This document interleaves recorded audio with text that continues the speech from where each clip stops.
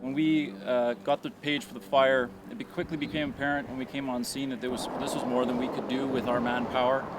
Given the conditions and the size of the fire when we showed up, it was already into the trees and moving very quickly with the wind conditions.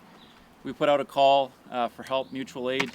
You've heard the list of fire departments. We sincerely thank all of them for their quick response and support, as well as forestry for their air crews and ground crews. It was essential that we got that quick response on this fire because of how quickly it was moving, and in my opinion that made all the difference to where we are at this point. As mentioned, this is still an active fire, but we're certainly in a much better position than where we were yesterday at the start of the fire. At the moment, our departments are focused strictly on structure protection. We have approximately 6 to 8 properties on Huckleberry where we have crews working right in amongst those homes and making sure the fire does not advance on those homes. The lay of the land there does actually work in our favor. We've got a good rock slope that does provide some protection, but we have had fires in that area within about 200 meters of homes, and we're making sure that any advance there is hit by our crews. As well, you may have seen on your way in, we've got a few properties right along Highway 33 that we are actioning as well. Right there are active spot fires that are definitely within 50 meters of those homes, but we're hitting those spots hard to make sure that there's no advancement there. I'm really happy to report that there's been no loss of structure at all. Our crews have worked really hard to ensure that that's not happened. As well, everyone has been safe. We've had great support from BC Ambulance as well to make sure that we have all of our crews getting rotated out, hydrated, and make sure that nobody is pushing themselves too hard. Given the conditions that we all know we have right now with the heat, the sun, we need to make sure that we're all safe there, and we've been doing a good job at that.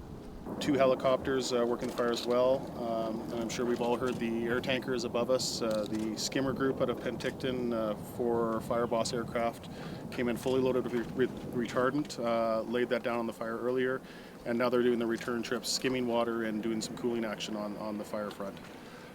In addition to that, we had the heavy air tanker, the Electra, help support some of our retardant lines earlier. And what our crews are doing right now is they're just continuing on their action. Last night they managed to get some really good guarding on the west side of the fire. Of course, we've got the south side of the fire flanked by the highway, which is very helpful. And a lot of the focus right now is on the north side below Huckleberry and the east side of the fire, where we're seeing most of our activity today in that corner. The crews are holding their own right now with the aircraft support, and we'll continue to reassess and monitor throughout the day whether or not we need to bring more aircraft in or any other resources required. But at this time, 40 firefighters as well as 2 water tenders, and of course working in conjunction with our fire department partners. I would say that today more people are familiar with the importance of being prepared for a wildfire than were at 1 o'clock yesterday afternoon before this fire started. We're gradually seeing more and more people who are signing up to the courtemergency.ca website. We've got thousands of people who have signed up. It's the best source of information in a fire, and when it's updated, the information will be posted there. And we know that people are taking it seriously because the messaging has been consistent since 2003 and nothing's changed. We're seeing fire after fire every year, and we're just lucky that nobody is hurt and we're not losing any property. No structures lost? At this point, because it's still an active fire, it's under investigation and being fought, but our crews are not aware at this time of any structures being lost or any loss of property at this point. Let's talk about where the fire started and with no lightning in the area. Safe assumption, I guess, at this point, human caused? BC Wildfire Service indicated that there was no lightning in the area. It's believed to be human caused. They do have investigators that are looking into the cause, but there's been nothing completely confirmed, at my understanding at this point. And now, as of this update, is there a plan for the next update, or is it still wait and see? It depends very much on what happens today, the progress that the crews make on the fires. The positive news, as we heard from the incident commanders, is the fire hasn't grown. It remains approximately 80 hectares.